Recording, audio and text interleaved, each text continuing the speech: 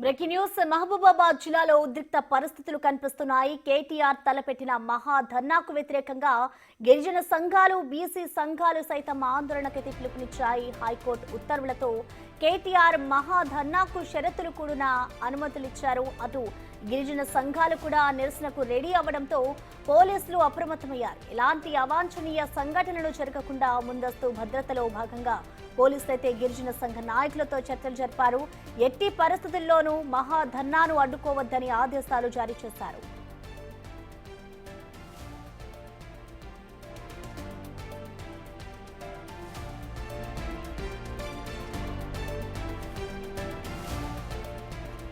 ఎలా అయినా మహాధర్నాను అడ్డుకోవాలని గిరిజన సంఘాలు ప్లాన్ చేశాయి.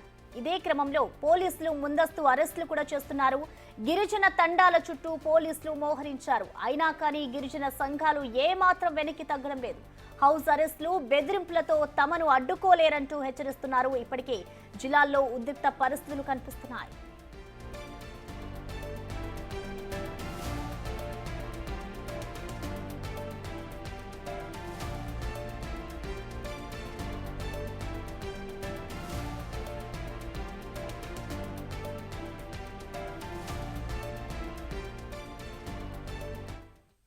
దీనికి సంబంధించిన పూర్తి వివరాల్ని మా ప్రతినిధి యశ్వంత్ లైవ్ అందిస్తారు. యశ్వంత్, చెప్పండి, ప్రస్తుతం మహబూబాబాద్ జిల్లాలో పరిస్థితి ఏ విధంగా ఉంది? ఇటు సంఘాలు కూడా వెనక్కి గో బ్యాక్ కేటీఆర్ అంటూ కూడా గిరిజన సంఘాలు అక్కడ లేవనెత్తుతున్న పరిస్థితి నెలకొంది.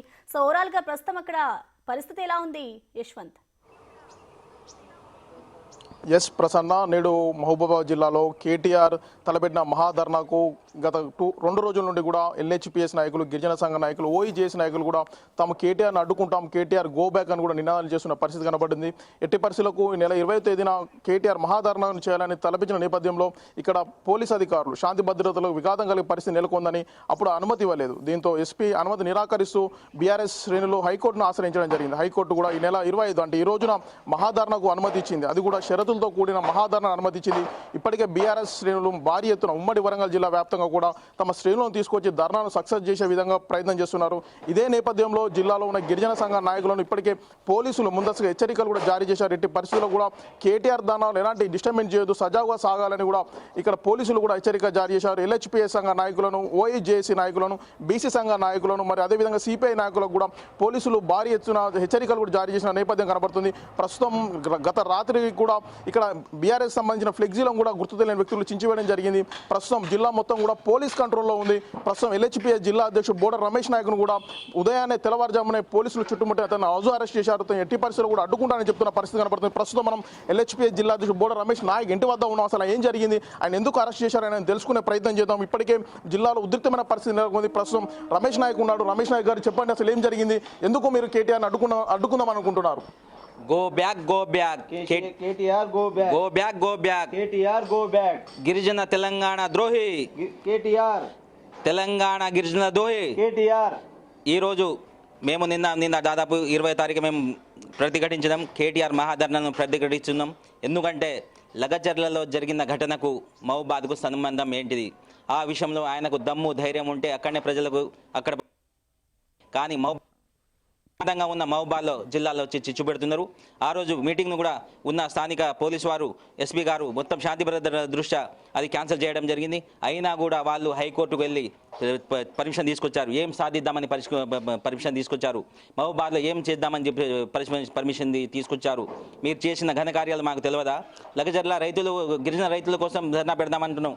అదే గతంలో మీ పార్టీ ఉన్నప్పుడు మహబూబాద్లో గిరిజన భూములు, బాబు నాయక్ తండా గిరిజన భూములను మెడికల్ కాలేజ్ పేరు మీద, ఎస్పీ కార్యాలయం పేరు మీద మీకు గుంజుకోలేదా? 100 ఎకరాలు గుంజుకుంటే దాంట్లో మీ ప్రజాప్రతినిధులు కబ్జా చేసుకున్నారు. అది మీకు తెలియదా?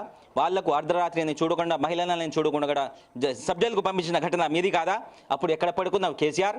అప్పుడు ఎక్కడ పడుకున్నావు కేటీఆర్? నీకు బుద్ధి ఉందా, సిగ్గుందా? ఇక్కడ వచ్చి ఏం సమాధానం చెప్తావు? దమ్ముంటే వాళ్ళకు ఇప్పటివరకు నష్టపరిహారం ఇప్పించలేదు, భూమికి బదులు భూమి కూడా ఇప్పించలేదు. ఏం చేద్దామని, మహబూబాద్లో ఏం చేద్దామని మీరు వస్తున్నారు? దయచేసి మీకు సమాధానం చెప్పాలి. ఎప్పటికైనా అడ్డుకుంటాం, మా శ్రేణులు అడ్డుకుంటారు. ఎక్కడ ఏని మహబాద్ అడుగు పెట్టనీయరు. జగన్ ఘటన పునరావృతం కావద్దు. మహబాద్ రాళ్లకు చరిత్ర ఉంది, ఆ రాళ్లకు పని చెప్పొద్దు. నువ్వు ఎట్లా వస్తావు కూడా మా వాళ్ళు చూస్తారు. ఈ మీటింగ్ జరగనీయము. నువ్వు హైకోర్టు నుండి తీసుకొస్తే ఏమవుతుంది? ఏం కాదు. మేము ముందే చెప్తున్నాం. నిన్న కూడా మేము ప్రెస్ మీట్ పెట్టినాం. అయినా కూడా నువ్వు మొండిగా వస్తున్నాడు. ఏం చేద్దామని, ఏం సాధిద్దామని ఇక్కడ ఉన్న నీ ప్రజాప్రతినిధులు ఎంత భూములు దోచుకోలేదు, ఏం చేసలేదు. మీ శంకర్ నాయక్ ఎంత దోచుకోలేదు. సత్యవతి మంత్రి మహిళగా ఉండి వాళ్ళ గిరిజన భూములు పోయిందని చెప్పి మహిళ దగ్గర పోతే ఆమె కూడా పట్టించుకోలేదు. అప్పుడు మీ కవిత రాష్ట్ర అధ్యక్షురాలు, జిల్లా అధ్యక్షురాలు, మహిళా జిల్లా అధ్యక్షురాలు, ఆమె ఎక్కడ పడుకున్నది? ఇవాళ ఏదో మేము ఏదో తురుంగాలని చెప్పి పర్మిషన్ తీసుకొచ్చి ధర్నా ఇప్పుడు కార్యక్రమం పెడుతున్నారు. ఏం సాధిస్తామని మిమ్మల్ని నమ్మరు. ఇలా ప్రజలు ఒక్కరు రావట్లేరు. నాకు ఫోన్లు వస్తున్నాయి. హౌస్ అరెస్ట్ కాగానే 4ంటికి వచ్చి పోలీసు వాళ్ళు హౌస్ అరెస్ట్ చేసారు. హౌస్ అరెస్ట్ కాగానే నాకు ఫోన్లు వస్తున్నాయి. అయితే ఒక గిరిజనులు కానీ ప్రజలు కానీ ఎవరు వస్తారు? 500 రూపాయలు ఇచ్చి కూలికి తీసుకొస్తున్నారు. ఆ డబ్బులు ఇచ్చుడు తప్ప పోయిన ఎలక్షన్లలో 50 కోట్లు 100 కోట్లు అక్రమంగా సంబంధించిన డబ్బులు మొత్తం ఖర్చు చేసుకున్నారు.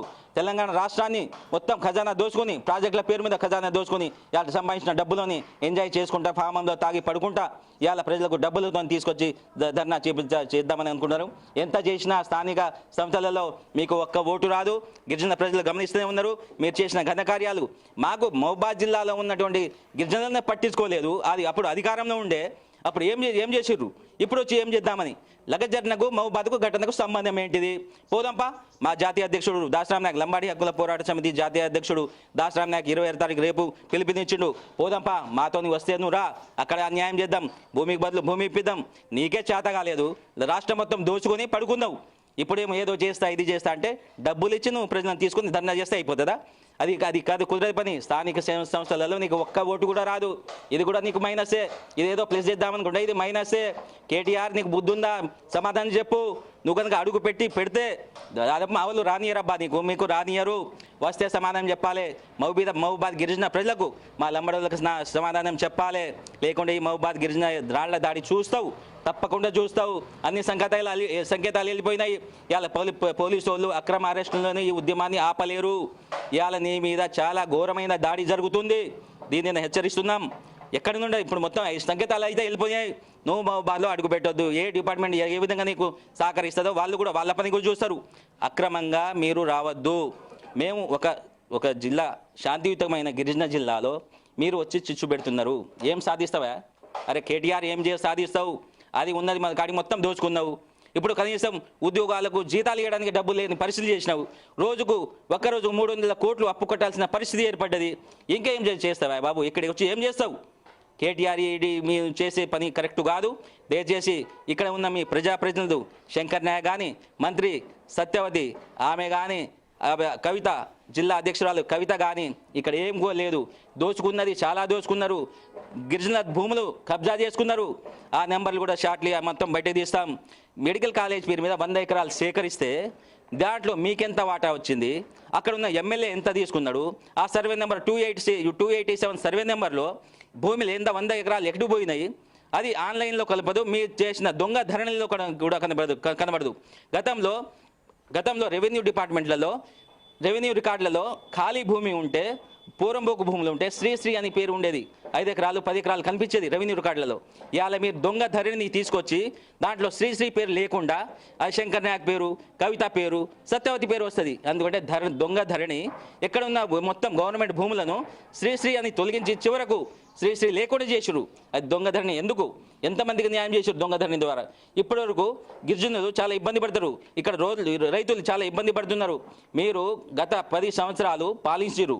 విద్యార్థుల బలిదానాల మీద, ఉద్యమకారుల బలిదానాల మీద ఎంతోమంది కష్టపడితే కానీ చచ్చిపోతే కానీ తెలంగాణ రాలే.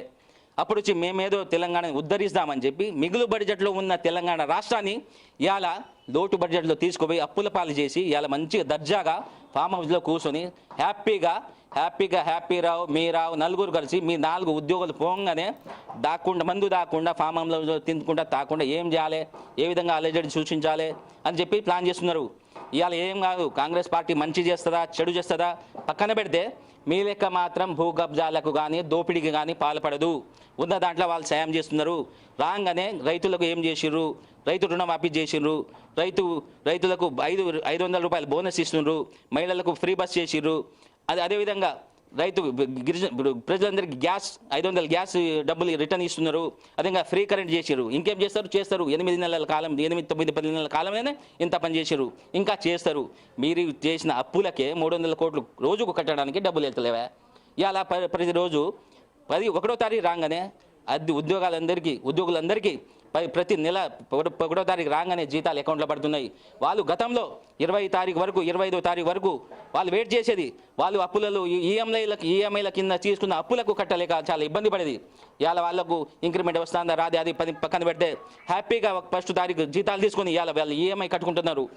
ఈ రోజులన్నా ఖాళీగా కొంచెమైనా వాళ్ళకు అది రెస్ట్ ఏర్పడుతుంది. కానీ ఫైనల్గా కేటీఆర్ రాకను మా అక్రమ అరెస్టులతో ఎట్టి పరిస్థితుల్లో కూడా అడ్డుకునే లేదని చెప్తున్న పరిస్థితి కనబడుతుంది. ఇట్లాంటి కేటీఆర్కు స్థానిక సంస్థ ఎన్నికల్లో తప్పకుండా బుద్ధి చెప్తామని చెప్తున్న పరిస్థితి కనబడుతుంది. గత 10 ఏళ్లలో గిరిజనులకు కూడా అనుమతి ఇవ్వలేదు. కనీసం గిరిజనులకు బాగోగులు కూడా తెలుసుకునే పరిస్థితి ఏ ఒక్క రోజు కూడా గత బీఆర్ఎస్ ప్రభుత్వం చేయలేని చెప్తున్న పరిస్థితి కనబడుతుంది. మొత్తానికి మానుకోటలో కేటీఆర్ రాక మహాధర్నా అనేది ఉద్రిక్త పరిస్థితి నెలకొంది.